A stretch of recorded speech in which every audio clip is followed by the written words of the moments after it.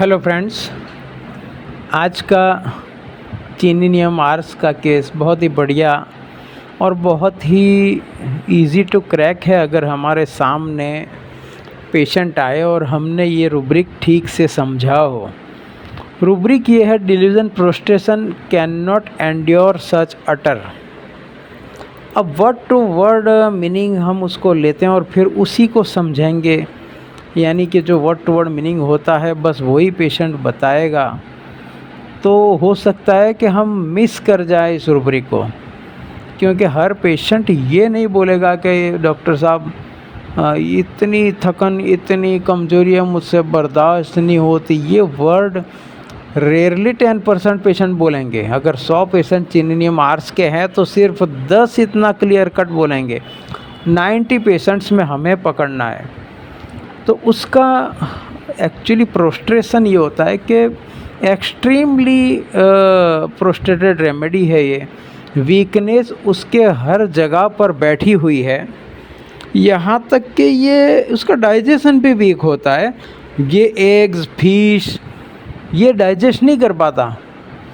Eggs, fish क्या होता है कि हाईली प्रोटीन युक्त पदार्थ है। सबसे ज़्यादा प्रोटीन फिश में होता है। तो ये प्रोटीन डाइजेस्ट नहीं कर पाती, इतना वीक उसका डाइजेशन भी होता है और हर जगह उसके हर वाइटलिटी में वीकनेस छाई हुई है।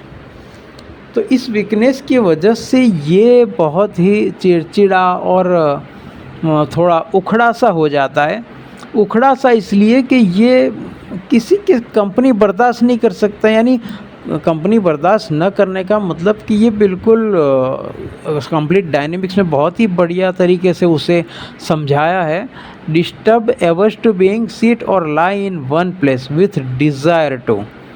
Disturb averse to being with desire to sit or lie in one place. ये डिस्टर्ब होना नहीं चाहता अपनी कमज़ोरी की वजह से, क्योंकि स्लाइटेस्ट मोशन जो ज़रा सा भी जो मोशन आया, हिला डुला, ये थक जाता है। अब आते हैं मेन टॉपिक पर कि can not utter such prostration. तो पेशेंट के वर्जन कई बार ये होंगे कि डॉक्टर साहब मैं बाजू बैठा रहता हूँ, पड़ा रहता हूँ, मेरे से अभी यहाँ से यहाँ जाने का हो ना तो मैं नहीं चल सकता, मैं चलता ही नहीं हूँ, मैं नहीं चल, क्योंकि उतना जाऊँगा मेरी हालत ख़राब हो जाएगी।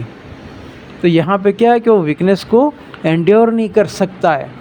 दूसरी रेमेडीज़ में जो वीकनेस होती है, या आम तौर से कभी कभी हमको भी वीकनेस आ जाती है, तो उस वीकनेस में हम थोड़ा बहुत काम कर लेते हैं। इसका क्या मतलब हुआ कि उस वीकनेस को हम बर्दाश्त कर लेते हैं।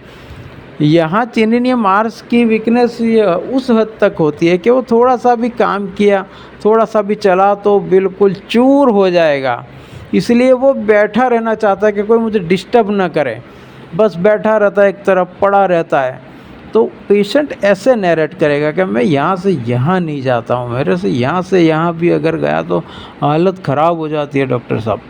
तो ये अगर वर्जन है इस तरीके के, तब भी ये रूब्रिक आएगा। तो पेशेंट हर बार ये नहीं बोलेगा कि इतनी वीकनेस है साहब कि मुझसे बर्दाश्त नहीं होती। ये words clear cut rarely 10% cases में आएंगे। तो हमें उसको एक्सट्रैक्ट करना है उसके वर्जन पर से। दूसरा एक main point single remedy rubric है कंप्लीट डायनेमिक्स में, restlessness, nervousness midnight after until 3 AM।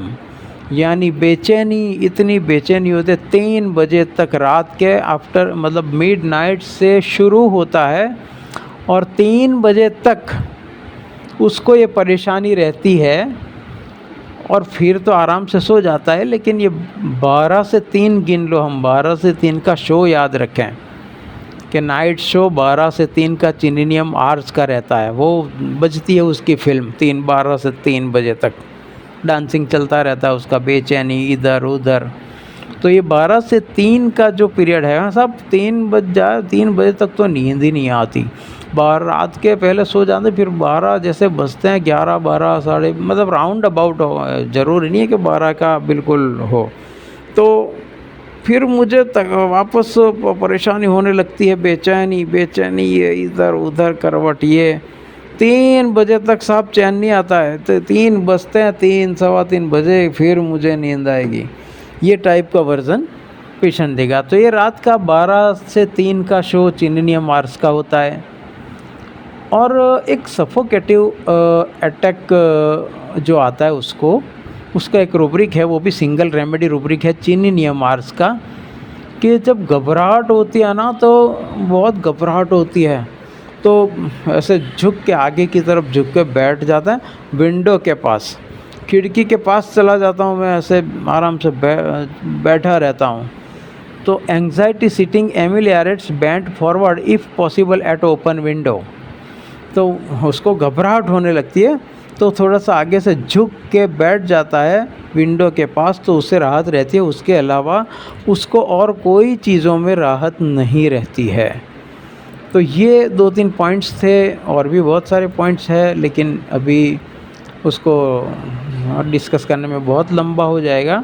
लेकिन मेन पॉइंट जो हमें आता है, ख़ासकर जब डायरिया वालों में भी ये बात देखी जाती है कि बहुत सीवियर डायरिया हो जाते हैं और पेशेंट चूर चूर हो जाता है थकन के मारे, और कमज़ोरी के मारे ये चूर चूर हो जाता है।